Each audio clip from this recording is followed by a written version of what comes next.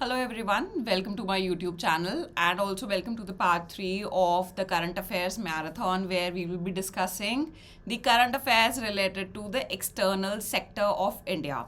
Now when I talk about this particular pillar of economy which is very important for prelims, let us understand how much it is important and how do we derive the importance of a particular topic is by seeing the number of times the question have been asked from this particular topic or the pillar in last 10 years.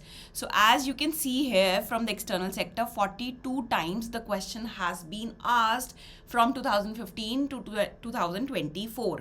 अब अगर मुझे external sector of India को break करना है छोटे छोटे chapters में, then it can be divided into, let me just write it for you so that it's easier for you to understand, break it down, and to then approach it in a very structured manner. So external sector की बात करें, so it starts with the trade profile of India. Now what do we mean by trade profile? इसमें हम क्या चीज़ें पढ़ते हैं?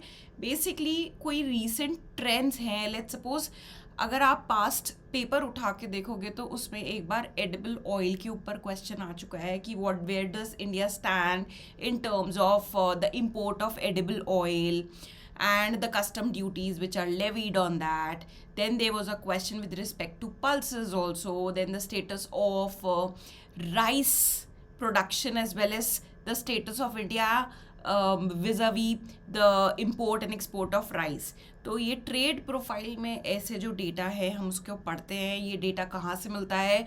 Majority of the data is what we derive from the economic survey. तो अब इकोनॉमिक सर्वे भी क्या इसी करंट अफेयर्स मैराथन में कवर कराया जाएगा? The answer to it is no students, क्योंकि ऑलरेडी मैं इकोनॉमिक सर्वे एंड बजट को कॉम्प्रहेंसिवली कवर करवा चुकी हूँ with the help of MCQs. तो जितने भी मेजर ट्रेंड्स हैं उसको मैं वहाँ पे कवर कर चुकी हूँ. बहुत ही पेरिफेरल तरीके से देखेंगे जो कुछ इंपॉर्टेंट पैरामीटर्स रह गए थे. Rest all is covered in the economic survey session.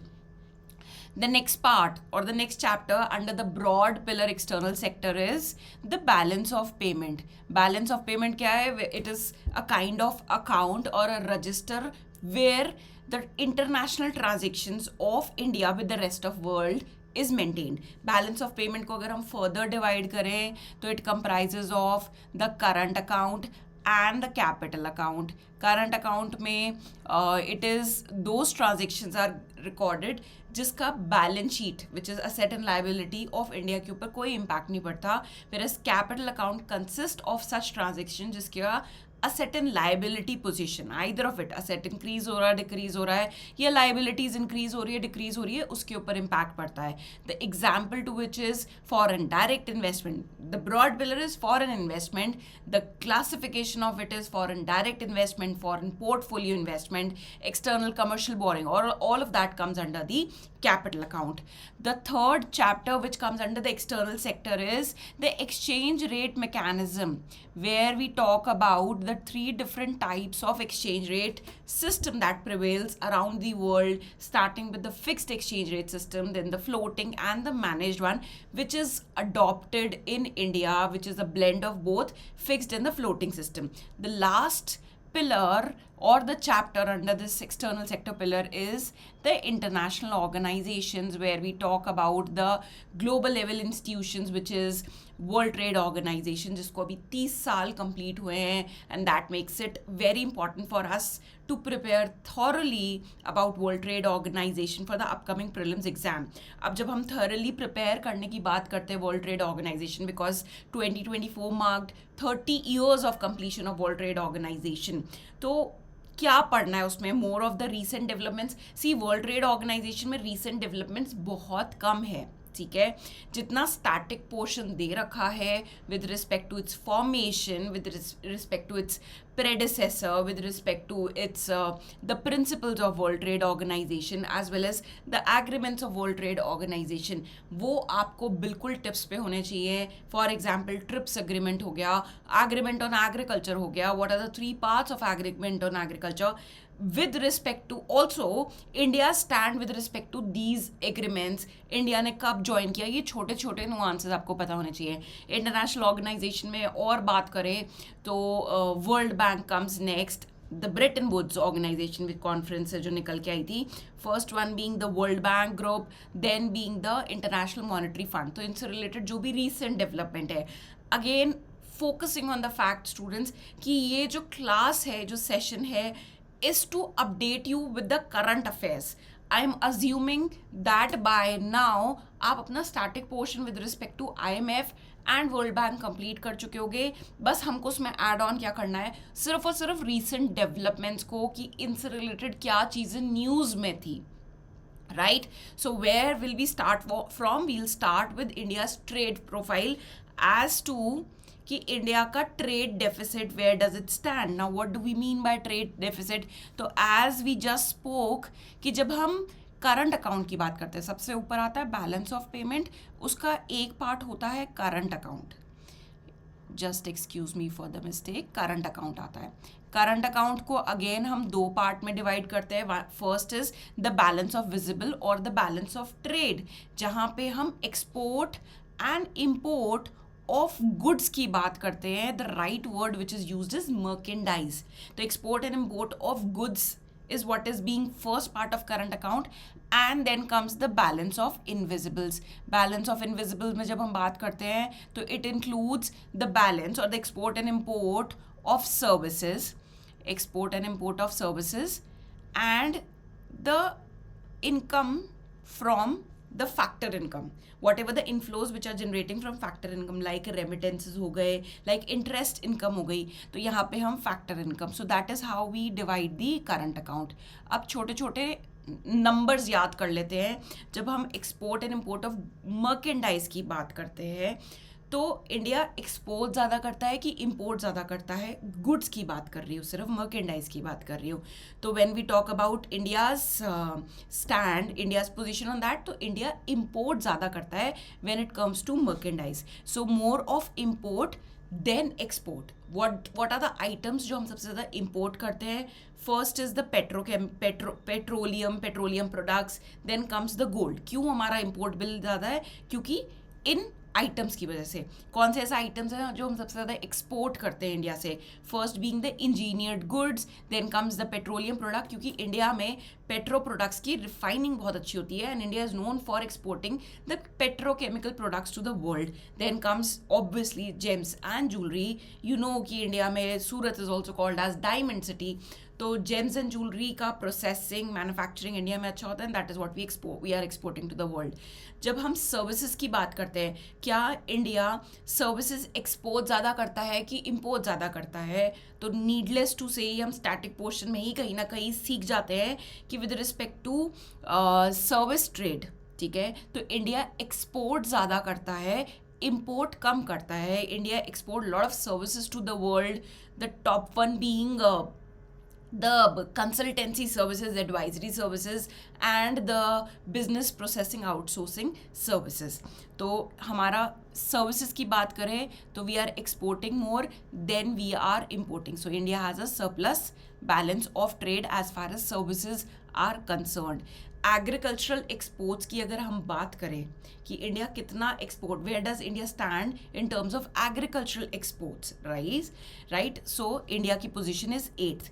Now let's talk about the total balance on the current account. तो करंट अकाउंट में हम जब दोनों साइड्स को प्लस कर देते हैं, which is export and import of goods along with export and import of services along with the inflows of the factor income, तो हमारा निकल के आता है करंट अकाउंट बैलेंस। अब करंट अकाउंट बैलेंस प्लस पे पॉजिटिव में भी हो सकता है, दैट मीन्स कि हम एक्सपोर्ट ज़्यादा करते हैं, हम कमाते ज़्यादा है as compare to what we spend, मतलब what we import. And current account deficit का मतलब we are purchasing from the outside world more than exporting it to them.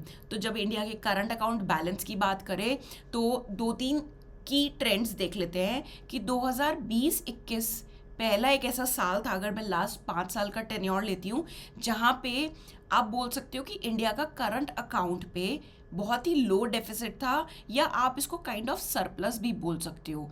ऐसा क्यों और कैसे हुआ? क्योंकि 2021 financial year 2021 was one such year जहाँ पे लॉकडाउन्स लगे हुए थे, India was not importing much और एक्सपोर्ट तो हम सर्विसेज कर ही रहे थे। सो due to all those reasons, India was having a very low deficit on current account, or you can also call it as कि हम कहीं ना कहीं slightly for some quarters of that financial year surplus में थे. Then 2022, moving forward to that year, ये एक ऐसा साल था जब हमारा current account balance was in deficit and the deficit was very high, -3.8. मतलब माइनस का मतलब होता है कि हम लोग डेफिसिट में थे, 3.8% ऑफ जीडीपी. तो करंट अकाउंट का जो बैलेंस होता है it is expressed in terms of GDP. So we had a current account deficit of 3.8% of the GDP. And let's talk about the recent number which is 24-25 का जो number आया है. Here we stand at 1.2% of the GDP. Negative में obviously yes. क्यों? क्योंकि हमारा goods के import की वजह से जो करंट अकाउंट का बैलेंस है वो नेगेटिव में चला जाता है. So that is why India का current account deficit right now currently for the last financial year stands at 1.2% of the GDP. तो मुझे क्या याद रखना है अगर कोई ऐसा स्टेटमेंट आ जाए कि लास्ट 5 साल से जो इंडिया का करंट अकाउंट डेफिसिट है वो डिक्लाइन कर रहा है या वो इंक्रीज कर रहा है, ऐसा कुछ भी नहीं है. There is no consistent pattern. Last 2 साल की बात करें तो 22-23 से जब हम कंपेयर करते हैं तो definitely next year which is 24-25 में, नहीं 23-24 नेक्स्ट ईयर हुआ, उसके बाद आया 24-25, उसमें it has decrease, it has decline to 1.2% of the GDP. अब करंट अकाउंट डेफिसिट को कवर अप कहाँ से करता है India? is through the inflows of remittances. Now what are remittances? Remittances is, let's suppose कि मैंने इंडिया में कहीं बहुत अच्छे कॉलेज से इंजीनियरिंग करी, या फॉर एग्जाम्पल मैंने यूपीएससी का एग्जाम दिया था और मेरा एग्जाम में हुआ नहीं, and then I decided to probably move to Canada और New Zealand and work over there in Starbucks और मैकडोनल्ड्स और केएफसी. ठीक है, and then while living there I am earning some money and then sending or repatriating some money to my parents who are living in India. ठीक है, now that particular transaction is called as remittances. तो अब India से बहुत सारे लोग all over the world जाके settled है. Advanced economies like UK, Netherlands, USA में भी है, गल्फ कंट्रीज में भी है, and they are repatriating the money. It's nothing like a recent phenomena. From the time of independence लोग बाहर माइग्रेट कर रहे थे और इंडिया में वो पीछे अपने जो फैमिलीज है उनके मेंटेनेंस के लिए पैसा भेजते हैं, called as remittances. Now when we talk about India की position with respect to how much remittances India receives in comparison to the other countries of the world. So India is one of the top recipients, one of the top rank आती है India की, and the rank has been maintained by India consistently since last 5 to 6 years. So top recipient है India when we talk in terms of absolute numbers. Absolute numbers का मतलब कि कितने amount आया, $400 billion आया, $200 बिलियन आया, $300 billion. So in terms of currency when we talk about, which is also called as absolute term, तो India की position is on the top. Again India has retain the position. 2023 में भी हम top पे थे, 2024 में भी टॉप पे थे. क्या रीजंस हैं इसके बारे में बात करेंगे, but first thing that you need to know is this. Now the point of confusion कहाँ पे आता है? अगर आपसे स्टेटमेंट पूछ ले एग्जाम में कि as a percentage of GDP अगर हम रेमिटेंसेस को कैलकुलेट करते हैं, so which is that country which holds the first position, और इंडिया इसको पैराफ्रेज भी कर सकते हैं वो कि India is one of the top receiver of remittances when we talk in terms of as a percentage of GDP.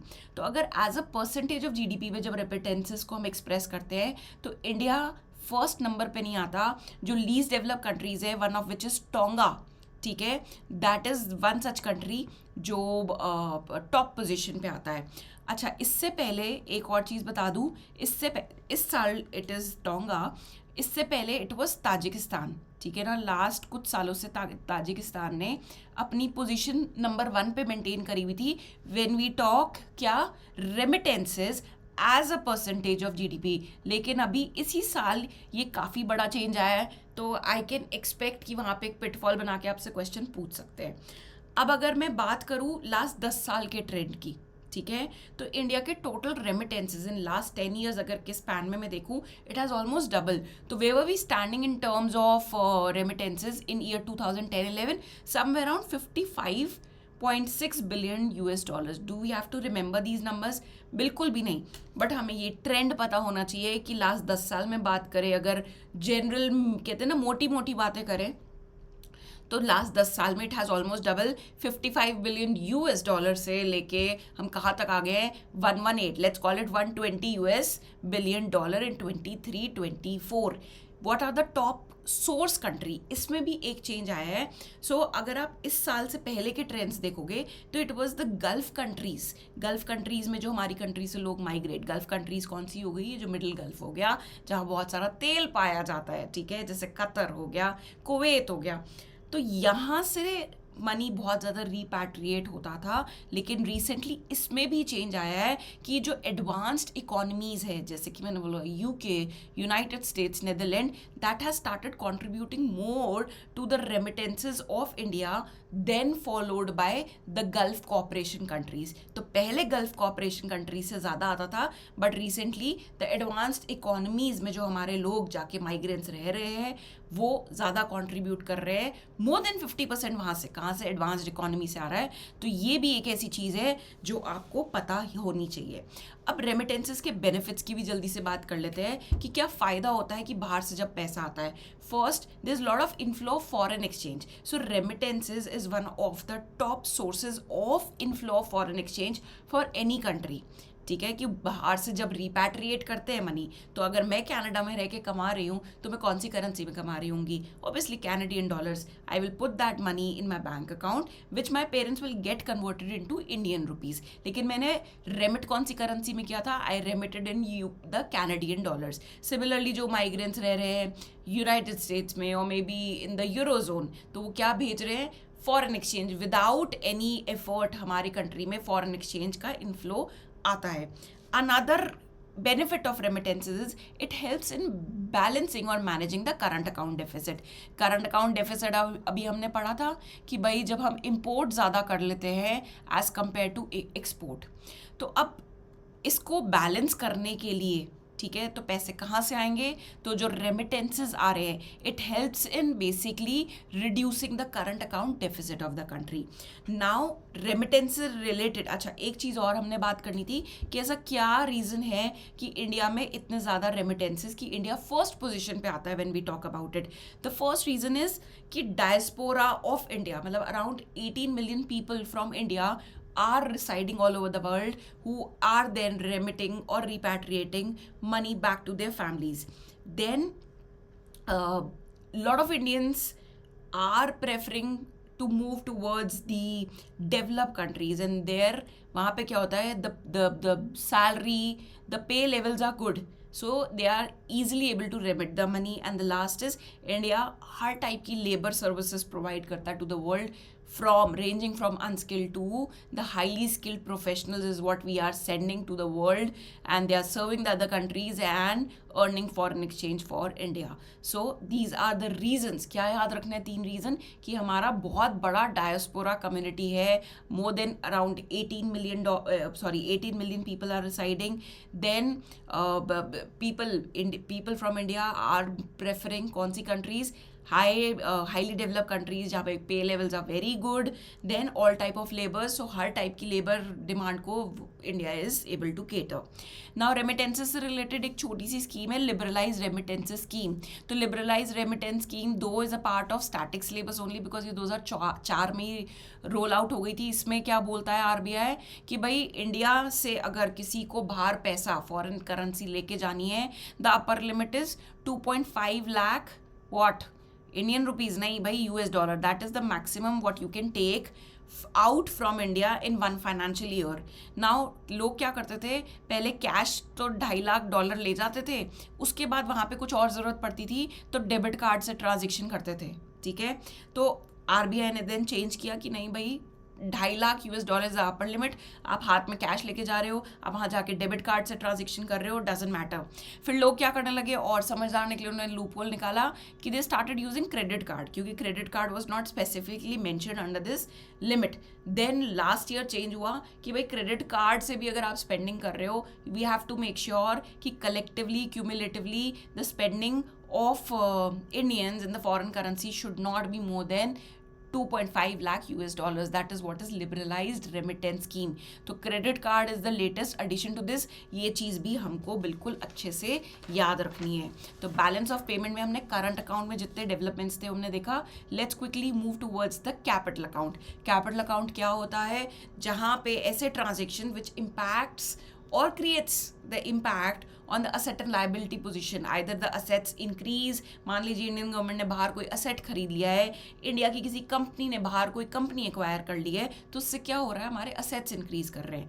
Similarly अगर मान लीजिए इंडिया की किसी कंपनी ने बाहर से लोन लिया है, ठीक है, जिसको एक्सटर्नल कमर्शियल बोरिंग बोलते हैं, तो हमारे ऊपर क्या आ गया, हमारे ऊपर जिम्मेदारी आ गई, लाइबिलिटी इंक्रीज हो गई, responsibility, because that is not our money, we have to pay that back, pay that money back to whatever institution जहाँ से हमने लोन लिया है. So it is impacting our balance sheet, hence it will fall under the capital account. Now capital account में one of the major head, capital account में one of the major head is foreign investment. Foreign investment को further categorize करें, एक होता है foreign direct investment, एक होता है foreign portfolio investment. Foreign direct investment क्या होता है, where the foreign investment is coming with an objective of long-term association. It is like an arrangement of getting married, where to get into the relationship is very difficult and to get out of the relationship is also very difficult. When entering into the arrangement of marriage, you see a long-term association, not that कि fair weather friends कि अच्छा ठीक है जब तक बढ़िया चल रहा है ठीक है, जब कोई और अच्छा मिल गया तो we will immediately chuck the previous partner and shift to the another partner. नहीं, foreign direct investment जब कोई बाहर से लेके आता है, the objective is they want to take a managing control in the company. जिस भी कंपनी में इन्वेस्टमेंट आती है, जिस भी कंपनी में सेक्टर में इन्वेस्टमेंट आती है, the investor wants to be the part of day-to-day business operations, to have a say in the business operations. That is what is FDI is all about.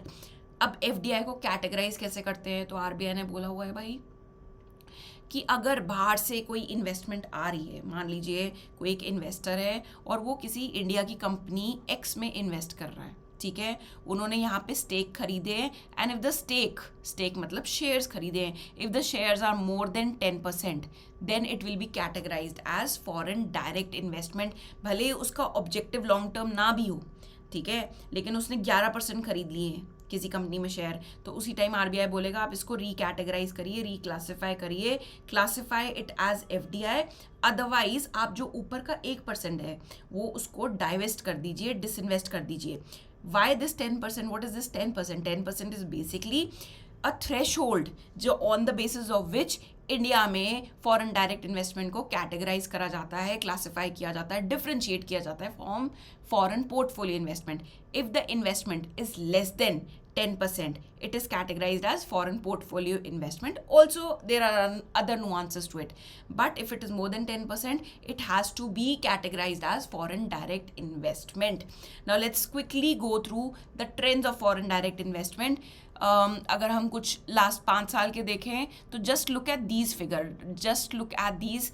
Do not look at the yellow bars. तो 74, 82, 85. $85 नहीं, it is US billion dollars. 74, 82, 85, 71, 71, 47, 56.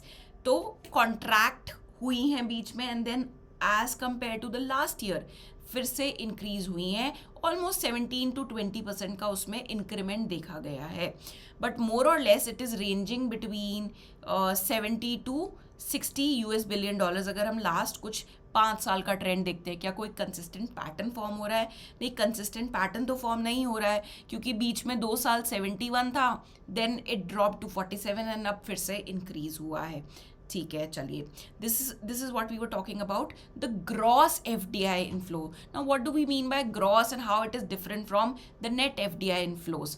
So gross is whatever the foreign direct investment पूरे साल में आया है, उसमें से जब हम रिड्यूस कर देते हैं डिसइन्वेस्टमेंट. सो बहुत बार ऐसा होता है कि फॉरेन इन्वेस्टर आया, उसने पैसा लगाया, और बहुत सारे फॉरेन इन्वेस्टर ऐसे भी होते हैं जो अपना इन्वेस्टमेंट को बेच के they want to return back to their country. ठीक है, आए, इन्वेस्ट किया, अच्छा नहीं लगा तो वापस डिसइन्वेस्ट कर दिया, and they have taken back their money to their home country. तो जब हम ग्रॉस एफडीआई में से माइनस कर देते हैं जितनी भी डिसइन्वेस्टमेंट हुई है पूरे एक साल में, तो हमारे पास क्या फिगर निकल के आता है, नेट एफडीआई का फिगर निकल के आता है। ग्रॉस में से क्या माइनस करना है, डिसइन्वेस्टमेंट और रीपैट्रिएशन। तो अब स्टूडेंट्स ध्यान रखना, एफडीआई से रिलेटेड हम दो फिगर्स देख रहे हैं, एक हो गया ग्रॉस एफडीआई, एक हो गया नेट एफडीआई। तो when I talk about the gross FDI का स्टैटिस्टिक्स, तो ये लास्ट ईयर के कंपैरिजन में इंक्रीज हुआ है। वेराज अगर हम नेट एफडीआई की बात करें तो पिछले साल के कंपैरिजन में ये ड्रॉप हुआ है, फेल हुआ है। कितने नंबर से हुआ है वो हमें ध्यान नहीं रखना है, ठीक है, बट हमें ट्रेंड पता होना चाहिए। अब हमें रीज़न भी पता होना चाहिए कि ऐसा क्या रीज़न रहा कि जो नेट एफडीआईज हैं वो कहीं ना कहीं डिक्लाइन किए हैं, डिक्रीज हुए हैं। The prime reason behind it is disinvestment बहुत ज़्यादा हुआ है, क्योंकि इतनी ज़्यादा अनसर्टनिटीज़ बढ़ी हैं, there are tensions around the world, there are trade wars which has already started, right? तो इन्वेस्टर को डर लगता है कि भाई मैं दूसरे कंट्री में पैसा क्यों लगाऊं, let's go back to our home country और probably place our investment in those countries which are considered as very safe options like United States of America. तो डिसइन्वेस्टमेंट जो है वो कहीं ना कहीं पिछले साल की कंपैरिजन में ज़्यादा हुआ है because of the uncertainty in the global economy, due to which जो नेट एफडीआई का नंबर निकल के आया वो काफ़ी कम था पिछले साल के कंपैरिजन में। नेट एफडीआईज जो हैं हमारे डिक्रीज हुए हैं। Reason is what we have already talked about, because of the increase in the disinvestment. And why the disinvestment has increase, repeat करो दिमाग में, because of the global uncertainties. Clear होना चाहिए कॉन्सेप्ट, क्योंकि we are not very sure कि जो हमने यहाँ पे करंट अफेयर्स पढ़ी हैं लाइन्स, एग्जैक्ट ये लाइन उठ के वहाँ पे आ जाए। They could probably test you on the knowledge that you have acquired here. Sometimes you might have to connect different dots. That is why जब तक ये concretize नहीं होंगे तब तक आप उसको reproduce नहीं कर पाओगे, अपने knowledge को reshuffle नहीं कर पाओगे। And that is why I keep on repeating certain facts which are very important in class. चलो, अब क्यूमुलेटिव एफडीआई, सो लास्ट 20 साल की हम बात करें तो इस बार इकोनॉमिक सर्वे में एक नंबर हाईलाइट किया गया था कि अगर लास्ट 20 साल में देखें टोटल एफडीआईज जितनी इंडिया में आई हैं, that has cross the benchmark और the threshold of $1 trillion, which also at the same time exhibits कि India is considered as one of the good investment option in the eyes of foreign investors. कौन से ऐसे sectors हैं जहाँ पे सबसे ज़्यादा एफडीआई आए हैं? The top being the service sector, then comes the computer software and hardware, then comes the trading sector.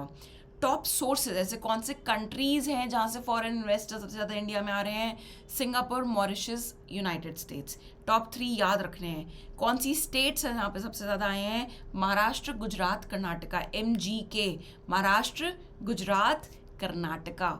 याद रखना है इस चीज़ को, ठीक है? तो अच्छा, तो ये हमारा हुआ trends with respect to foreign direct investment. एक recent development आई थी with respect to FDI, which is reclassification of foreign portfolio investment into FDI. तो हमने FDI के बारे में तो सारे nuances cover कर लिए। What is FPI? तो मैंने क्या बोला था, FDI is like getting into an arrangement of marriage. Foreign portfolio investment is like Fairweather Friends. इसके ऊपर एक मैंने रील भी बनाई थी जो मेरे इंस्टाग्राम अकाउंट विच इज़ नानकीनॉमिक्स, वहाँ पे अवेलेबल है कि फॉरेन पोर्टफोलियो इन्वेस्टर क्या होते हैं। So they are like Fairweather Friends। वो आते हैं बाहर से पैसा लेके विद एन ऑब्जेक्टिव कि हम कोई शेयर जिसकी आज कीमत हो सकता है 200 रुपये है उसको खरीदेंगे, एंड जैसे ही ये मे बी उनका जो भी दिमाग में टारगेट है कि 250 रुपये का हो जाएगा या 300 रुपये का हो जाएगा, मतलब what ever the gains they have thought or whatever the profit target they have decided, जब वो अचीव हो जाता है they immediately dilute their investments, they disinvest, they take the money back to their country. That is what is foreign portfolio investment. इसमें directly dealing कहाँ आती है? Share market. वो आते हैं, पैसा कहाँ लगाते हैं? शेयर मार्केट में। इसमें वो कंपनी के पास नहीं जाते हैं पूछने कि हम आपकी कंपनी में एक कंट्रोलिंग स्टेक चाहते हैं, we also want to be part of the day to day operations. नहीं, they just come with one objective is what is कि short term gains from this trading activity, invest, realise the profits, disinvest and take the money back. तो हमने क्या बोला था, एक 10% का thresh hold होता है, ठीक है। अगर 10% से ऊपर, सो RBI ने बोला इस टाइम कि along with definitely the watch dog of the market is SEBI, कि अगर 10% से ऊपर कोई फॉरेन इन्वेस्टमेंट आ रही है, ठीक है, तो मान लीजिए गलती से इन्वेस्टर से थ्रेशोल्ड क्रॉस हो गया, तो अब क्रॉस होते ही इन्वेस्टर के पास दो ऑप्शन है। First option, either you reclassify yourself, आप बोलो कि हमने गलती से नहीं भाई, ये हमने 11% कर दिया था, तो you reclassify yourself as foreign direct investment. आए FPI ऐसे थे, लेकिन FPI की लिमिट क्रॉस हो गई, तो फर्स्ट ऑप्शन क्या दे रहा है, it is to reclassify yourself as FDI। The other option available is you divest the extra percentage. 10% से ऊपर कितना है, यहाँ पे 1% एक्स्ट्रा है, ये आप जो एक्स्ट्रा 1% है, इसको आप बेच दो एंड वापस से थ्रेशोल्ड के अंदर आ जाओ in order to be classified as foreign portfolio investor, ठीक है। चलिए लेट्स सपोज, अब अगर, तो सबसे पहले क्या हमने समझना है कि दो ऑप्शंस दिए जाएंगे, पहले नहीं थे, अब ऑप्शंस अवेलेबल हैं, रिक्लासिफाई कर लो, अदरवाइज ऊपर वाला जितना एक्स्ट्रा परसेंटेज है, मान लीजिए किसी ने 13% कर दिया, तो ऊपर का 3% बेच के वापस विद इन द लिमिट आ जाओ, so that you can be categorise easily as foreign portfolio investment. Let's suppose the investor has decided to reclassify themselves as foreign direct investment. तो अब इसमें भी कुछ terms and condition है। पहला term and condition क्या है, you मतलब foreign investor needs to take the concurrence or the permission from the company जिसमें उन्होंने इतने शेयर्स एक्वायर कर लिए हैं, कि आर यू कंफर्टेबल और नॉट, वॉट इफ कंपनी चाहती ही नहीं है कि मेरे को इतनी फॉरेन इन्वेस्टमेंट आए। So first is the concurrence or the approval has to be taken from the company which is receiving the investment. Second, it has to be in adherence to the FEMA regulations along with whatever the sectoral caps are, क्योंकि बहुत सारे sectors India में ऐसे हैं जहाँ पे एक limit तक ही foreign investment permitted है, so those terms and conditions have to be kept in mind. Third, this reclassification is not allowed with those sectors जहाँ पे FDI इज़ प्रोहिबिटेड, जैसे निधि कंपनीज हो गई, गैम्बलिंग हो गई, यहाँ पे फॉरेन डायरेक्ट इन्वेस्टमेंट अलाउड नहीं है। तो ये जो रीक्लासिफिकेशन का ऑप्शन है ना, यहाँ पे FPI अलाउड है, FDI अलाउड नहीं है, तो ये रीक्लासिफिकेशन का ऑप्शन अवेलेबल नहीं है फॉर द प्रोहिबिटेड सेक्टर्स। अगर थोड़ी सी कन्फ्यूजन आ रही है, प्लीज़ पीछे जाके वापस देखना क्या है, दो ऑप्शन अवेलेबल हैं, डाइवेस्ट कर दो मतलब डिसइन्वेस्ट कर दो, या रीक्लासिफाई कर दो। रीक्लासिफाई कर रहे हो तो तीन चीज़ें ध्यान देनी है, कंपनी से परमिशन लेनी है, गवर्नमेंट की अगर कोई सेक्टोरल कैपिंग है उस विद रिस्पेक्ट टू दैट, या कोई और कंप्लायंसेस है, that has to be fulfilled. Third is prohibited sector में ये रीक्लासिफिकेशन का प्रोविजन गवर्नमेंट दे ही नहीं रही है। So that is what we need to know with respect to reclassification of FPI into FDI। इसके साथ हमारा जो capital account, sorry the entire balance of payment में जितने भी रिलेटेड डेवलपमेंट थे, both in the current account and the capital account, stands complete. Let's move on to the next chapter under the external sector. हमने यहाँ पे देखा था, फिर से लेके जाती हूँ पीछे क्योंकि बहुत हॉच पॉच हो जाती है। तो external sector can be divided into छोटे छोटे chapters, the first one being the balance of payment. ये हो गया हमारा। Let's start with the exchange rate. तो एक्सचेंज रेट मैकेनिज्म में सबसे पहले देखते हैं कि एक्सचेंज रेट कितने प्रकार के होते हैं। हमने बात करी थी कि एक्सचेंज रेट बेसिकली 3 सिस्टम्स होते हैं। एक होता है फिक्स्ड रेट सिस्टम, जहाँ पे कि कंट्री की करेंसी का एक्सचेंज रेट विजावी डॉलर कितना होगा is decided by some central authority which is usually in majority of case is the central bank of the country. Then comes the floating system. Floating में कि एक US dollar जो है, एक USD कितना आपकी डोमेस्टिक करेंसी के बराबर होगा is totally dependent upon the market forces with no intervention from the central authority. ठीक है। Then comes the blend of both, which is the dirty float, called as dirty float, or the mixed exchange rate system. ठीक है.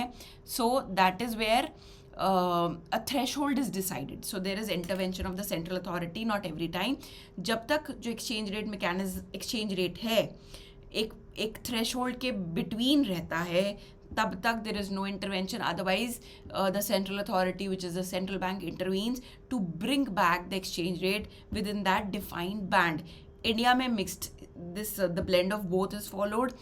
Along with that क्या वो जो range है जिसके बीच में एक्सचेंज रेट हावर करना चाहिए वो डिफाइंड है आरबीआई द्वारा. Is it made public? That information is not made public, so we do not have to scratch our brains over that.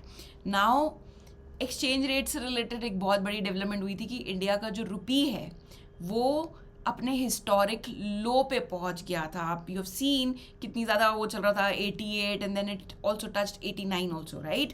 तो इतना ज़्यादा इंडिया का करेंसी डिप्रिशिएट क्यों कर गया? What do we mean by depreciation? एक बार देख लेते हैं जो थोड़ी सी कन्फ्यूजन आ रही है कि पहले मुझे $1 खरीदने के लिए 70 रुपये देने पड़ते थे. मान लेते हैं 2020 की बात कर रहे हैं. अब मुझे वही सेम डॉलर खरीदने के लिए अगर 75 रुपये देने पड़ रहे हैं या 90 रुपीज़ देने पड़ रहे हैं, is it a good thing और a bad thing? Obviously it's a bad thing for me. पहले मैं 70 रुपये जेब से निकालती थी and I use to buy $1 for myself. अब मुझे 90 रुपये निकालने पड़ रहे हैं in order to buy 1 unit of dollar. तो मतलब मेरी करेंसी वीक हो गई है, मेरी करेंसी क्या कर गई है? डेप्रीशिएट कर गई है. तभी तो ज़्यादा यूनिट्स निकालने पड़ रहे हैं, 70 की जगह 90 यूनिट्स निकालने पड़ रहे हैं. तो व्हाट वर द रीजंस कि that contributed to depreciation of Indian rupee? First is rising trade deficit. अभी हमने देखा था ना 3.8% ऑफ GDP, फिर अभी हमने उसको थोड़ा संभाला है 1.2% ऑफ द GDP. तो ट्रेड डेफिसिट का क्या कनेक्शन है एक्सचेंज रेट से? कैसे क्यों डेप्रिशिएट हो रहा है?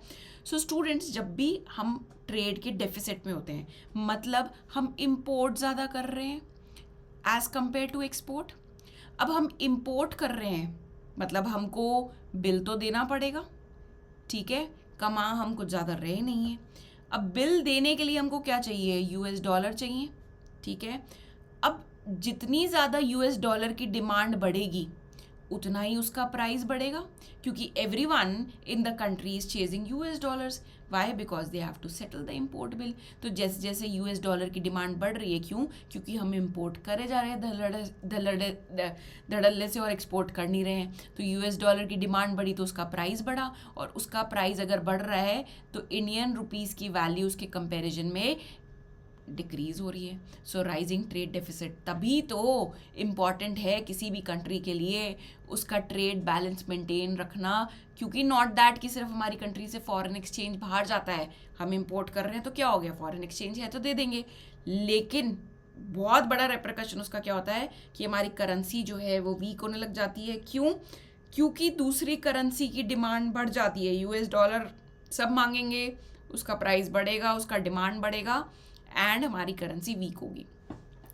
Another reason which contributed to the depreciation of Indian rupee was capital outflows due to higher yield of US bond. अब इस सिचुएशन को समझते हैं कि मान लेते हैं कि एक तरफ US की गवर्नमेंट है, एक तरफ इंडिया की गवर्नमेंट है. एक फॉरेन इन्वेस्टर था जिसने इंडिया की गवर्नमेंट के बॉन्ड्स ले रखे थे क्योंकि ये 7% रिटर्न ऑफर कर रहे थे, 7% इंटरेस्ट. मान लेते हैं कि US की गवर्नमेंट ने, यूएस के सेंट्रल बैंक ने 8% अनाउंस कर दिया. ये इसको लेट्स मेक इट 9%, ठीक है. तो कोई भी फॉरेन इन्वेस्टर कहाँ इन्वेस्ट करना चाहेगा अपना पैसा? Obviously they would want to pull out the money from India and they would want to invest their money in United States, क्योंकि इंडिया से कंपैरिजन में United States is considered as a more stable, more safer option. तो वही चीज़ हुई क्योंकि वहाँ पे जो यूएस बॉन्ड्स हैं, नॉट दैट वो इंटरेस्ट रेट अच्छा ऑफर कर रहे थे. एक कॉन्सेप्ट होता है यील्ड, बॉन्ड यील्ड का. तो यूएस बॉन्ड्स करंटली बहुत ज़्यादा अच्छा यील्ड ऑफर कर रही थी बॉन्ड्स पे क्योंकि वहाँ के जो प्राइस हैं वो डिप्रिशिएट हो गए थे. इतने आगे मत जाओ अगर नहीं कनेक्ट कर पा रहे, बस ये समझना कि यूएस बॉन्ड्स अच्छे रिटर्न्स ऑफर कर रही थी जिसकी वजह से इन्वेस्टर ने इंडिया से पैसा निकाला. इंडिया से पैसा निकाला तो जब उन्होंने यहाँ पे बॉन्ड्स बेची तो उन्हें क्या मिला? INR. What do they want to convert this INR into? Obviously $, क्योंकि वो अपने जब घर जाएंगे तो क्या लेके जाएंगे? इंडियन रुपीज़ थोड़ी लेके जाएंगे, उसका क्या काम है? They would want to take $. तो अब $, में कन्वर्ट करा रहे हैं तो किसकी डिमांड बढ़ रही है? $, की डिमांड बढ़ रही है, जिसकी वजह से उसका प्राइस बढ़ रहा है और जिसकी वजह से हमारा जो करेंसी है वो वीक होता जा रहा है. Then market operations conducted by RBI. Recently RBI ने क्या किया था? बहुत ज़्यादा मार्केट में से लॉन्ग टर्म ऑपरेशंस के लिए उन्होंने क्या किया था? डॉलर्स खरीदे थे. तो जैसे ही डॉलर्स की डिमांड इंक्रीज हुई, क्योंकि आरबीआई भी अब मार्केट में आ गया, they are also buying dollars from the market, तो उससे किसकी यूएस डॉलर्स की डिमांड बढ़ गई तो प्राइस बढ़ गया। देन इन्फ्लेशनरी ट्रेंड्स थे हमारी कंट्री में। तो जब भी इन्फ्लेशन होता है तो हम पढ़ते हैं इन्फ्लेशन की डेफिनेशन में, it also means where the currency, domestic currency start losing its purchasing power. तो जब हमारी करेंसी वीक हो रही है because there are inflationary trends, तो उस वजह से वो वीक होगी and the corresponding currency will get stronger, leading to historic low of the Indian rupees and global uncertainties like trade war, higher crude oil prices की वजह से क्या होगा, मेरा इम्पोर्ट बिल बहुत ज़्यादा बढ़ जाएगा एंड वही स्टोरी वापस जो यहाँ पे पड़ी थी वो स्टार्ट हो जाएगी। ट्रेड वॉर की वजह से क्या होगी, अनसर्टनिटीज इंक्रीज हो रही है, तो कोई भी इन्वेस्टर कहाँ इन्वेस्ट करना चाहेगा, they would want to place their investment in one of the most safest country in the world. तो वही घूम के पॉइंट्स हैं। इट इज़ जस्ट दैट एक बार आपने कॉन्सेप्ट पकड़ लिया, आपको क्लैरिटी आ जाएगी, क्वेश्चन एकदम आसानी से हो जाएगा। चलो, अब ये जो डेप्रिसिएशन ऑफ रुपी है, ठीक है, ये क्या है, kind of exchange rate risk है, ठीक है, कि हमने डॉलर खरीदा 70 रुपये में था, अब उसको जब लौटाना है, या हमने लोन लिया डॉलर में, वो 70 रुपये का लिया, जब हम उसको लौटाने गए तो हमें 90 रुपये का $1 मिला। So this is what is called as exchange rate risk. तो क्या हो रहा है, अराउंड दी वर्ल्ड बहुत सारी कंट्रीज ट्राई कर रही हैं to reduce the hegemony of dollar, which is also called as de-dollarization. What do we mean by that? They are trying to move away from dollar, क्योंकि आप देखोगे around the world one of the most accepted currencies is what is US dollars. कोई भी international report है, कोई भी number है global comparison का, it is expressed in terms of US dollars, क्योंकि अब US डॉलर्स इतना, एक तो उसकी वो अप्रिशिएट होता है, ठीक है, उसकी सप्लाई भी कम है, प्लस कई बार यूएस सैंक्शंस लगा देता है डिफरेंट कंट्रीज पे, ड्यू टू विच वो ट्रेड नहीं कर पाते हैं क्योंकि उनको यूएस डॉलर्स की सप्लाई रोक दी जाती है, ठीक है। So due to that the countries are now moving towards a direction where they are trying to reduce the dependence on dollars, which is called as dedollarisation. India is also trying to do that. अच्छा, अभी BRICS summit हुआ था वहाँ पे जो Kazan में, तो BRICS nation है वो भी बोल रहे हैं कि हम एक ऑल्टरनेट करेंसी डेवलप करते हैं so that we do not require dollars and हम उसी करेंसी से ट्रांजेक्शन कर लें, ठीक है।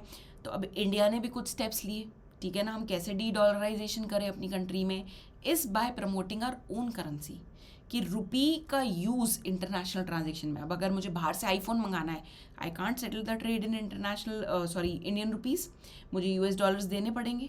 मुझे बाहर से तेल मंगाना है, मुझे यूएस डॉलर्स देने पड़ेंगे, ठीक है।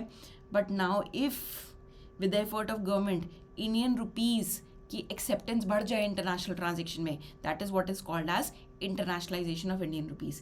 Indian government has been taking lot of steps कि इंडियन रुपीज़ की एक्सेप्टेबिलिटी बढ़े, इंक्रीज हुए इंटरनेशनल ट्रांजेक्शन में। सम ऑफ द स्टेप्स जो हमें पढ़ने हैं is special non resident rupee account, special rupee vostro account, inclusion of INR in continuous linked settlement. तो पहले पढ़ते हैं कि ये कंटिन्यूस लिंक्ड सेटलमेंट क्या है। So it is one of the system which is developed by bank for international settlement along with some major banks and the central banks all around the world. We do not have to remember कि कौन से banks कि collaborated effort ने ये continuous linked settlement system develop किया।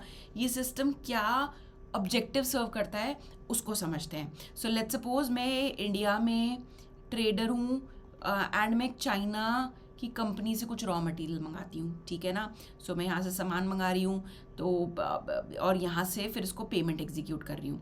तो ये transaction के साथ एक रिस्क ऑब्वियसली एसोसिएटेड है। क्या कि पहला रिस्क कि चाइना मुझे सामान भेजेगा कि नहीं भेजेगा, ठीक है ना। एंड चाइना के जो वेंडर उसको क्या रिस्क होगा कि पता नहीं मैं यहाँ पे इसका पेमेंट करूँगी कि नहीं करूँगी, अगर नहीं करी तो कहाँ से वो बंदा मुझे कैच होल्ड पकड़ने आएगा, ठीक है ना। That is where a continuous link system where the transaction is settled on payment to payment basis, something called as, ये वर्ड याद रखना, पेमेंट टू पेमेंट बेसिस, कि दोनों पार्टीज़ का ट्रांजेक्शन साइमल्टेनियसली सेटल होगा। अदरवाइज यूजुअली ट्रेडिशनली ट्रांजेक्शन कैसे settle होता है, यहाँ से इसने मेरे अकाउंट में सामान डाला, फिर मैंने पेमेंट रिलीज करी, हो सकता है इमीडिएटली, हो सकता है मैं I take some time to execute the payment. But ये जो कंटिन्यूस लिंक सेटलमेंट है, यहाँ पे एक साथ ट्रांजेक्शन सेटल होता है पेमेंट टू पेमेंट बेसिस पे फ्रॉम बोथ द साइड, दोनों पार्टीज़ के थ्रू एक साथ एक ही टाइम पे, सो दैट ये जो रिस्क है ऑफ डिफ़ॉल्ट की दूसरी पार्टी या तो डिले करेगी पेमेंट में या शायद पेमेंट करे ही ना, वो एकदम एलिमिनेट हो जाता है. इसमें बेसिकली ये जो कंटिन्यूस लिंक सेटलमेंट है, it helps in settling transactions in 18 currencies. अभी इसमें 18 करेंसीज इज़ व्हाट वेयर आप ट्रांजेक्शन सेटल कर सकते हो. इंडिया का भी अभी Indian currency is also now added to that list of 18 currencies. So inclusion of INR and continuous link settlement. तो अब कोई भी वेंडर है, कोई भी ट्रेडर है जो जापान में बैठा है, they want to enter into some transaction with some Indian vendor, वो आराम से इस ट्रांजेक्शन को, इससे क्या होगा, ease of doing business, convenience plus eliminating the risk of default. तो उससे क्या होगा, ट्रांजेक्शन ट्रेड बढ़ेगा इंडिया से. Next is let's talk about what we say is the special non resident rupee account and special rupee vostro account. इनकी definition भी समझेंगे ना, ये दोनों कहाँ एक दूसरे से डिफरेंट है. स्पेशल रुपी वॉस्ट्रो अकाउंट को वो नॉस्ट्रो वॉस्ट्रो अकाउंट से कंफ्यूज मत करना. नॉस्ट्रो वॉस्ट्रो अकाउंट अलग होता है. So what is the special non resident rupee account. So let's say कोई फॉरेन इन्वेस्टर है, उसको इंडिया में कोई इन्वेस्टमेंट करनी है, ठीक है ना, या इंडिया की कोई कंपनी है जिसने बाहर से कोई लोन लिया है, तो कौन से अकाउंट में पैसे डलवाएंगे. So they will open an account which is called as special non resident rupee account. ठीक है, बाहर से क्या फॉरेन इन्वेस्टर आ रहा है पैसा लेके इंडिया, कौन से अकाउंट में डालेंगे वो पैसे, they are provided with the facility to open a special non resident rupee account. Purpose याद रखना, ये कौन खोल सकता है, कोई नॉन रेसिडेंट इंडिविजुअल या कोई बाहर की कंपनी, नॉन रेसिडेंट एंटिटी, ठीक है ना, नॉन लिविंग बीइंग खोल सकते हैं. किस पर्पज़ के लिए इस अकाउंट को यूज़ किया जाता है, फॉर ट्रांजेक्शन्स लाइक कोई फॉरेन इन्वेस्टमेंट के लिए, ट्रेड पर्पज़ के लिए, कमर्शियल बोरोइंग्स के लिए यूज़ किया जाता है. And it is covered under what guidelines, regulatory framework कौन सा एप्लीकेबल होगा, फेमा गाइडलाइंस यूज़ होंगी. When we talk about special rupee vostro account, ये किस लिए यूज़ होता है. सो बेसिकली कोई फॉरेन बैंक है, ठीक है, मान लीजिए चाइना का कोई बैंक है and they want to open an account in India, ठीक है, to settle the transaction in Indian rupees. So they want to maintain an account जो इंडियन रुपीज़ में हो. So when a foreign bank opens an account with Indian bank, ठीक है ना, with the purpose of settling international trade in Indian rupees, is what is special rupee vostro account. ठीक है, तो मान लेते हैं चाइना का कोई बैंक है XYZ, उन्होंने क्या किया, बहुत सारे इंडिया के लोग हैं, ट्रेडर्स हैं जो चाइना से सामान मंगाते हैं, ठीक है. अब इंडिया में एक पर्सन को ये ट्रांजेक्शन सेटल करना है, कहाँ पे पेमेंट करें, तो यहाँ का वेंडर बोला मेरा अकाउंट तो ये XYZ बैंक के साथ है, तो ये इंडिया बोलेगा इसकी ब्रांच तो मेरे यहाँ पे है नहीं है, व्हाट डू आई डू. तो ये बोलेगा नहीं डोंट वरी, मेरे बैंक ने which is XYZ bank which is located in China, उसने इंडिया में एक बैंक के साथ अपना SVRA खोला हुआ है, स्पेशल वॉस्ट्रो रुपी वॉस्ट्रो अकाउंट खोला हुआ है. आप उस अकाउंट में कोई बात नहीं इंडियन रुपीज़ में पेमेंट डाल दो, अपने आप that payment will be credited to my account. तो SRVA is used for what purpose, for international trade settlement only. For foreign investment, external commercial borrowing ये अकाउंट यूज़ नहीं होता, उसके लिए SNRR अकाउंट यूज़ करना पड़ेगा. तो इसको नॉस्ट्रो वॉस्ट्रो से प्लीज़ कंफ्यूज मत कीजिएगा. So what are the steps the Indian government has taken for promotion. First SNRR, SVRA, then continuous link settlement, masala bonds, कि आपको अगर इंडिया की बॉन्ड्स में इन्वेस्ट करना है, you need to get your currency converted into Indian rupees and then only you will be able to buy. Then जैसे India ने Russia के साथ सेटलमेंट किया था, जब रशिया के विंग्स को क्लिप करने की बात करी गई थी during the Ukraine Russia crisis by these advance country, तो इंडिया रशिया ने एक सेटलमेंट किया कि जो भी ट्रांजेक्शन है हम रुपी या rouble which is the currency of Russia उसमें सेटल कर लेंगे. सो ये छोटे छोटे स्टेप्स हैं जिससे इंडियन रुपीज़ की एक्सेप्टेबिलिटी को इंक्रीज़ करने की कोशिश कर रही है हमारी government along with the central bank of the country, right. चलिए बहुत बढ़िया. Now moving on to the last part of the current affairs from the external sector, which is where we'll be talking about the international organizations. International organization में सबसे पहले international monetary fund से related जो recent term जो current affairs में थी, which is extended fund facility. एक बार 2022 में क्वेश्चन आया था with respect to rapid credit facility which was extended by IMF to Sri Lanka. तब से हर साल अगर कोई नया टूल या इंस्ट्रूमेंट यूज़ किया है IMF ने टू हेल्प सम कंट्री, वो हमको बिल्कुल उस टर्म के बारे में नॉलेज होनी चाहिए. So recently extended fund facility, ठीक है, एक फैसिलिटी है, बात करेंगे इसके बारे में क्या है.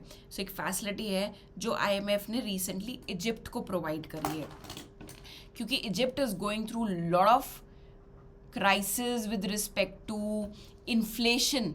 इजिप्ट के अगर बारे में पढ़ोगे, विकीपीडिया में पढ़ना कि क्या क्या इश्यूज चल रहे हैं, तो inflation more than 30%, foreign exchange reserves उनके डिप्लीट हो गए हैं, there manufacturing sector is not performing well, उनका जो पब्लिक डेट है बोथ इंटरनल एक्सटर्नल बहुत ज़्यादा इंक्रीज़ हो गया है, जिसकी वजह से उनकी करेंसी बहुत ज़्यादा डिप्रिशिएट करती जा रही है, due to which obviously poverty increase होती है. जब countries the economy is not functioning well, it definitely leads to increase in equalities in the poverty. तो IMF ने एक facility which is extended fund facility is what has been extended by them to help Egypt. तो अब इस facility में होता क्या है, पहले ये पढ़ लेते हैं. ये फैसिलिटी क्या होती है, पहले वो पढ़ते हैं. तो एक IMF का लेंडिंग प्रोग्राम है to help the countries facing serious balance of payment problems. अच्छा, एक चीज़ और ध्यान रखना स्टूडेंट्स, एक की difference IMF and world bank के बीच में क्या है. वर्ल्ड बैंक लोन जब भी देता है, they extend loan for some particular project. Infrastructure develop करना है पूरे कंट्री में, हाईवेज डेवलप करने हैं, सी पोर्ट्स डेवलप करने हैं. इंटरनेशनल मॉनेटरी फंड कभी भी किसी पर्टिकुलर प्रोजेक्ट के लिए पैसे नहीं देता है. जब भी कोई कंट्री अपने बैलेंस ऑफ पेमेंट क्राइसिस से निकल रही होती है, प्रॉबेबली उसका रीज़न कुछ भी हो सकता है, उनके खुद के रीजंस हो सकते हैं, structural weaknesses, may be some global contingencies, uncertainties, but it has to be related to balance of payment crisis. Either their currency is depreciating or their forex reserve has depleted. That is where IMF comes into picture. They do not provide loans or extend loans for maybe eradication of poverty or helping out with improving the food and nutrition of the country. नहीं, उसके लिए world bank है. ठीक है, तो अभी Egypt में balance of payment crisis चल रहे थे due to some of their internal reasons, क्योंकि स्ट्रक्चरल वीकनेसेस थे प्लस लो ग्रोथ, जो मैंने आपको रीजंस बताए, इन्फ्लेशन था. तो IMF ने बोला we will provide you with a facility called as extended fund facility, जिसमें हम ये जो पैसा देंगे, आपके जो लॉन्ग टर्म इकोनॉमिक रिफॉर्म्स हैं उसको सपोर्ट, उसके लिए पैसा चाहिए. अगर कोई भी इकोनॉमिक रिफॉर्म लेके आना है, let's suppose they want to develop their agriculture sector और प्रॉब्ली देयर मैन्युफैक्चरिंग सेक्टर और द टर्शरी सेक्टर, तो इकोनॉमिक रिफॉर्म लाने के लिए बहुत सारे पैसे चाहिए. एंड जब भी लॉन्ग टर्म लोन होता है तो उसमें रीपेमेंट बहुत डिलेड आता है. ठीक है, so that is what is provided under extended fund facility. इसमें जो लोन दिया जाता है वो काफ़ी लंबे tenure, which is usually around 10 years, ठीक है, वो दिया जाता है. क्या ये सिर्फ कुछ स्पेशल कैटेगरी ऑफ कंट्रीज़ को अवेलेबल है? नहीं, कोई भी अगर कंट्री किसी क्राइसिस से निकल रही है, that is where IMF decides to help them with one tool or the other tool. There are other tools also available like general resource account. Now what is this account? हमने ये बात पढ़ी है static portion में कि जब भी हमें IMF नामक क्लब, हमें मतलब सिर्फ कंट्रीज़ को अलाउड है ना इसकी मेंबरशिप, तो किसी भी कंट्री को अगर इसकी मेंबरशिप चाहिए दे नीड टू पे a membership fees. That membership fees is paid partially in the domestic currency and partially in the special drawing rights in the form of SDRs. अब ये सारा का सारा पैसा कौन से अकाउंट में जाता है? In an account called general resource account. Now जो ये पैसा कलेक्ट होता है फ्रॉम द मेंबरशिप फीस, जिस भी कंट्री ने मेंबरशिप लेने के लिए पे करी है, उस पैसे को यूज़ करके IMF क्या करता है, लोन देता है to the countries which are in the need of help at what rate, at whatever the market, at whatever the interest rate which is prevailing in the market. ऐसा नहीं है कि जो पैसा इस जनरल रिसोर्स अकाउंट में पड़ा होता है, पैसा कहाँ से आ रहा है, फिर से कन्फ्यूजन क्लियर करते हैं. जनरल रिसोर्स अकाउंट, इसमें कहाँ से पैसा आता है, जो भी कंट्रीज़ मेंबरशिप फ़ीस पे करती है. भाई मेंबरशिप लेने के लिए मेंबरशिप फ़ीस पे करनी पड़ेगी. मेंबरशिप फ़ीस कौन से अकाउंट में जाएगी, जनरल रिसोर्स अकाउंट में जाएगी. पैसा इकट्ठा हो गया बहुत सारी कंट्रीज़ की मेंबरशिप फ़ीस के थ्रू. ये पैसा यूज़ करती है IMF टू एक्सटेंड लोन्स. क्या ये लोन कंसेशनल रेट मतलब लेसर रेट ऑफ इंटरेस्ट पे दिए जाते हैं? Answer is clear no, at market based interest rate. तो अगर मान लेते हैं कि IMF को एक लोअर रेट ऑफ इंटरेस्ट पे लोन देना है, तो उसके लिए कोई फैसिलिटीज़ डेवलप्ड हैं IMF द्वारा? हाँ बिल्कुल है.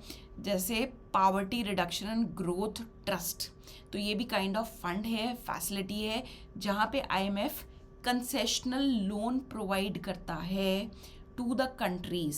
कंसेशनल मतलब it could also be at a zero interest, depend from countries to countries and also the negotiations between the respective country and the IMF कि बहुत minimal rate of interest charge करेंगे या बिल्कुल ही माफ़ कर देंगे. ठीक है ना. And this facility is available to the low income countries. ठीक है ना. Recently PRGT which is Poverty Reduction Growth Trust facility also has been extended to Egypt. ये भी, इसमें भी, इसके थ्रू भी पैसा दिया गया है. Last is resilience and sustainability trust. So IMF also provides fund for developing such programs, supporting such programs which actually helps in fighting the climate change or developing the long-term sustainability. ठीक है ना. तो RST was recently extended to Barbados and country I think Costa Rica को भी इसके under पैसे दिए गए थे, एक्सटेंड किए गए थे IMF द्वारा. इंडिया अभी कुछ भी, India by God's grace is doing well and has not availed any of such facility in the recent years. जब 91 के क्राइसिस आए थे तो हमने डेफिनेटली IMF के पास ही गए थे. उनने बोला था स्ट्रक्चरल चेंजेस लेके आओ, and that is where the extended help to India to fight the balance of payment crisis. Moving on to the world bank. IMF से रिलेटेड ये डेवलपमेंट था. वर्ल्ड बैंक से रिलेटेड एक डेवलपमेंट आया है. We know that there group of institutions under the world bank group, one of which is multilateral investment guarantee agency. Also world bank एक function provide करता है which is providing guarantee. Guarantee क्या होता है? Let's just understand in simple terms. So मान लेते हैं country A ने लोन लिया कंट्री B से. ठीक है ना. कंट्री A ने कंट्री B से लोन लिया. Now while taking loan B was very apprehensive कि यार ये A की हालत तो थोड़ी ख़राब है, I am not sure A मेरा पैसा वापस लौटा पाएगा कि नहीं लौटा पाएगा. Now world bank is where it comes in between and says कि कोई बात नहीं, आई टेक द गारंटी कि अगर A अपना लोन वापस नहीं लौटा पाया तो it is the world bank जो आपको पैसे वापस करेगा. तो world bank also provides this guarantee facility. ठीक है ना. Against what type of risk? सारे रिस्क कवर कर रहा है क्या कि डिफ़ॉल्ट कर दिया तो भी? So there are certain types of risk which the World Bank provides guarantee for. First one being the credit guarantees. तो मान लेते हैं बहुत बार क्रॉस बॉर्डर कंपनीज भी एक दूसरे से लोन लेती हैं. ठीक है. फॉर बिग इंफ्रास्ट्रक्चर प्रोजेक्ट्स, जैसे L&T ने लोन ले लिया SBI से, तो वहाँ पे क्या डिफ़ॉल्ट का रिस्क रहता है कि ये पैसे वापस करेंगे कि नहीं. तो वर्ल्ड बैंक को अगर लगता है कि ये जो प्रोजेक्ट है इस क्रूशियल एंड ये प्रोजेक्ट में पैसे या फंड्स नहीं फ्लो कर पा रहे बिकॉज कोई गारंटी लेने वाला नहीं है, तो वर्ल्ड बैंक क्रेडिट गारंटी देता है in such projects. Then trade finance, trade को सपोर्ट करने के लिए, फैसिलिटेट करने के लिए भी sometimes world bank provides guarantee. And political risk insurance. मान लेते हैं कि there is a least develop country, for example चलो श्रीलंका का एग्जांपल लेते हैं. World bank understands the need कि श्रीलंका को इस टाइम फॉरेन इन्वेस्टमेंट की बहुत ज़रूरत है, कि चाइना जाके वहाँ पे कुछ डेवलपमेंट करे, जापान कोई वहाँ पे जाके इंफ्रास्ट्रक्चर डेवलप करे, इंडिया भी करे। बट हम क्यों करेंगे जाके as a country? Indian government सोचेगी ना कि यहाँ पे तो पॉलिटिकल स्टेबिलिटी नहीं है। बांग्लादेश का एग्जांपल ले लो, यहाँ पे पॉलिटिकल स्टेबिलिटी नहीं है। मान लेते हैं मेरे देश में से कंपनीज इंटरेस्टेड हो भी जाती हैं वहाँ पे जाके होटल्स बनाने में, इंफ्रास्ट्रक्चर बनाने में, तो क्या क्या गारंटी है कि वो कोई तोड़फोड़ नहीं मचा देंगे, फिर से कोई वहाँ पे गवर्नमेंट टॉपल नहीं हो जाएगी, जिसकी वजह से जो भी इन्वेस्टमेंट है, क्योंकि एक बार तो कोई इन्वेस्टमेंट कर देगा, अगर वो इन्वेस्टमेंट डिसीजन गलत चला जाता है, नेक्स्ट टाइम से nobody would want to from India, nobody would want to invest their money in some project in Sri Lanka or Bangladesh. That is where World Bank again comes into picture. वो political risk insurance भी provide करते हैं, where they cover non-commercial risk for private sector project. कि India की कोई hotel chain, they want to develop hotel sector in Sri Lanka, तो World Bank can take the cover up for that as well. चलो, तो ये हमने back story समझी। अब रीसेंट डेवलपमेंट क्या हुई है इससे रिलेटेड, तो वर्ल्ड बैंक ने एक गारंटी प्लेटफॉर्म डेवलप किया है। तो world bank is basically world bank group is basically providing different types of guarantee covers. तो उन सबको एक जगह उन्होंने कंसोलिडेट कर दिया है and they have launched a platform by the name of world bank group guarantee platform. This will come under मीगा, which is the guarantee agency of World Bank Group, multilateral investment guarantee agency, मीगा के under इस platform को launch कर दिया है, where all the guarantee products will be consolidated and available at one platform. इससे होगा क्या? Basically the aim is to boost the world bank group guarantee issuance to $20 billion by 2030। इससे जो क्रॉस बॉर्डर इन्वेस्टमेंट्स हैं, infrastructure है, capital movement है, वो बहुत ज़्यादा इंक्रीज हो जाएगा, उसको पुश मिलेगा। एंड जो कह रहे हैं कि ग्लोबल रिसेशन आने वाला है, स्लम्प आने वाला है, डेफिनेटली कहीं ना कहीं उसको मिटिगेट कर सकेंगे, राइट? चलिए, moving on to the world trade organisation. तो वर्ल्ड ट्रेड ऑर्गेनाइजेशन में हमें क्या देखना है?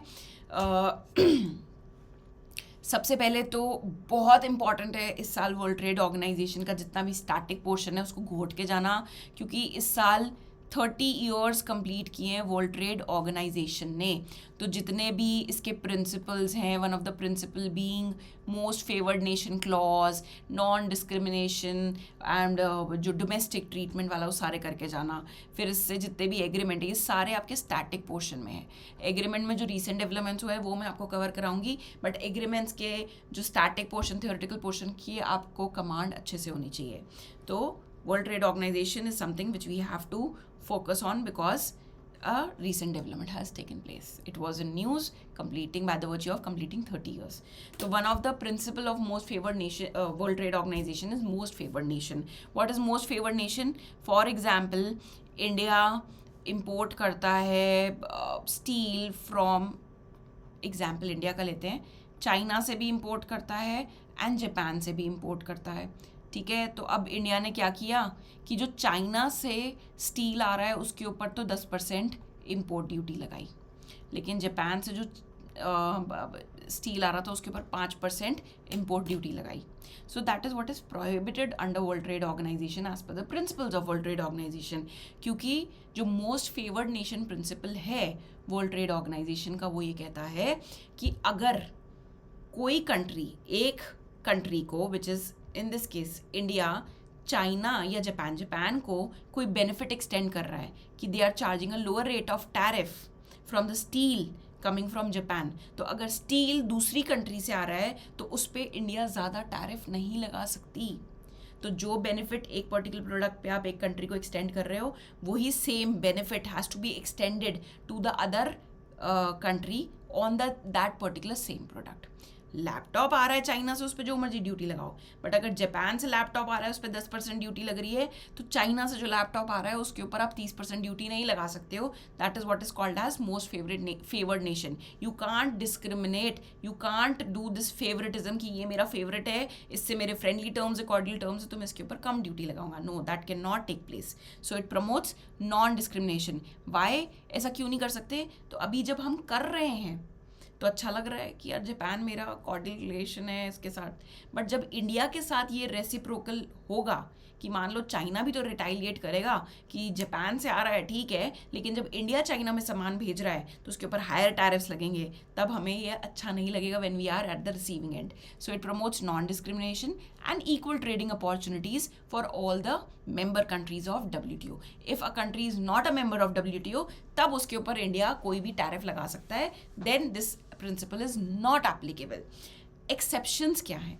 लेट्स सपोज इंडिया और जापान के बीच में कोई एग्रीमेंट है, या इंडिया जैसे यूएई के साथ एक सीपा साइन कर चुका है which is comprehensive economic partnership agreement. ठीक है, अब अंडर दिस एग्रीमेंट इंडिया ने बोला हुआ है यूएई से जो भी इंपोर्ट्स आएंगे उसके ऊपर 0% ड्यूटी लगेगी.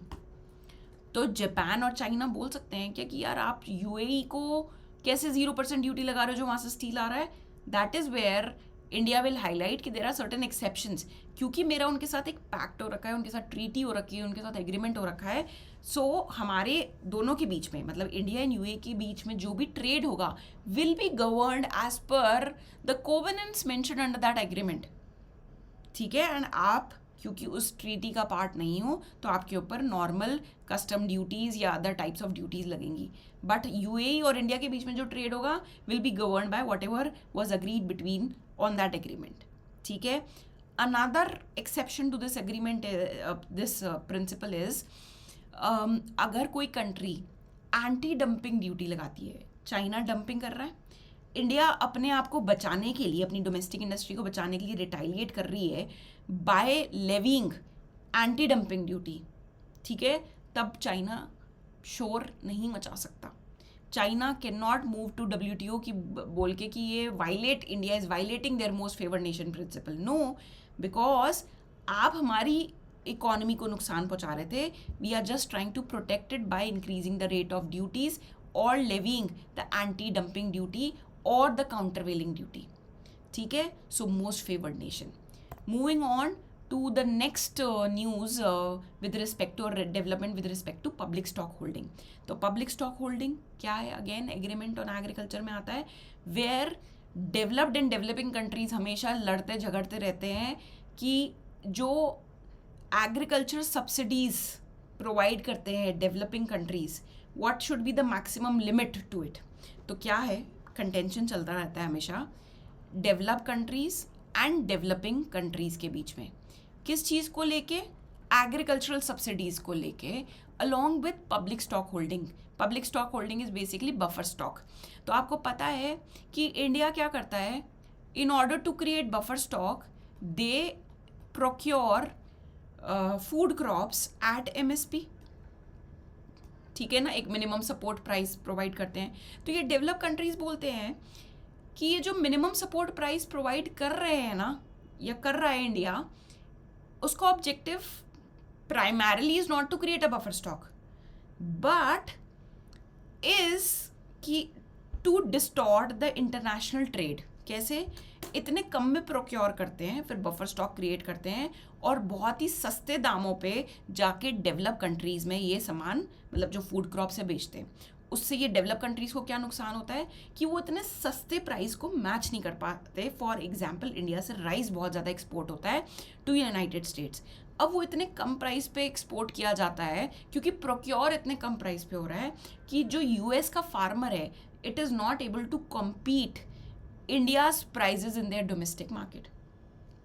तो इसलिए एक एग्रीमेंट बनाया WTO के मेंबर्स ने कि हमें ना एक लिमिट लगा देनी चाहिए. ठीक है ना, which is called as de minimis limit. कि व्हाट इज़ दैट लिमिट जिसके बियॉन्ड आप प्रोक्योर नहीं कर सकते और आपका सब्सिडी बिल नहीं होना चाहिए. For developing countries that limit is 10%. For develop countries that limit is 5%. ठीक है, 5% of what? The value of production.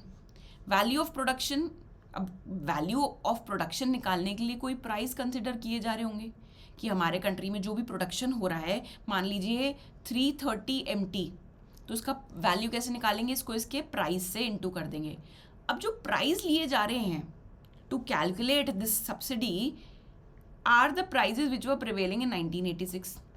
अब developing countries, one of which is India also, उनका कहना है कि आप 1986 के प्राइजेस पे कैसे निकाल सकते हो सब्सिडी की वैल्यू? उस टाइम क्या प्राइस था, आज क्या प्राइजेज हैं? There has been so much of structural changes, there has been inflation, तो आप वैल्यू ऑफ प्रोडक्शन आज के प्राइजेस पे लो और उसके बेसिस पे सब्सिडी कैलकुलेट करो ना। लेकिन डेवलप कंट्रीज़ पे मानने को तैयार नहीं है, जिसकी वजह से ये जो एग्रीमेंट ऑन एग्रीकल्चर है इसको सारे के सारे कंट्रीज़ ने अभी तक रैटिफाई नहीं किया है। क्यों? क्योंकि हमारा मानना अलग है, हमारे अपने पॉइंट्स हैं। तो इसलिए 9th मिनिस्ट्रियल कॉन्फ्रेंस जो हुई थी, जो कि बाली में हुई थी, वहाँ पे एक पीस क्लॉज निकल के आया। What is that peace clause? Peace clause ये कह रहा है कि जब तक develop countries and developing countries एक कॉमन म्यूचुअल अग्रीमेंट पे नहीं आ जाती कि कैसे इसको इम्प्लीमेंट करना है, क्या मेथडोलॉजी लगानी है इसको कैलकुलेट करने की, तब तक कोई भी कंट्री किसी भी कंट्री के ऊपर फिंगर्स पॉइंट आउट नहीं करेगा। क्योंकि अभी क्या हो रहा था, develop countries every now and then India के पब्लिक स्टॉक होल्डिंग प्रोग्राम को लेके वहाँ पे डिस्प्यूट सेटलमेंट बॉडी के सामने बैठे होते थे।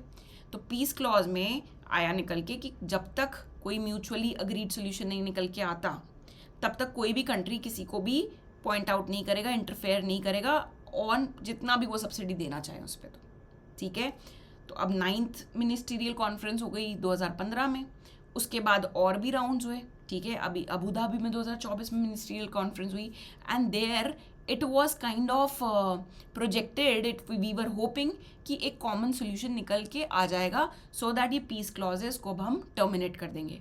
बट रिसेंट डेवलपमेंट ये थी कि जो अभी अबू धाबी में मिनिस्टीरियल कॉन्फ्रेंस हुई थी, which was 13th ministerial conference, वहाँ पे भी कोई एक कॉमनली अग्रीड सोल्यूशन नहीं निकल के आया, विच also at the same time means कि पीस क्लॉज को हम अभी भी जो है एक्सटेंड करेंगे। ठीक है ना, इसको टर्मिनेट नहीं करने वाले। क्यों? क्योंकि कोई सोल्यूशन निकल के नहीं आया। So that is the development that you need to no.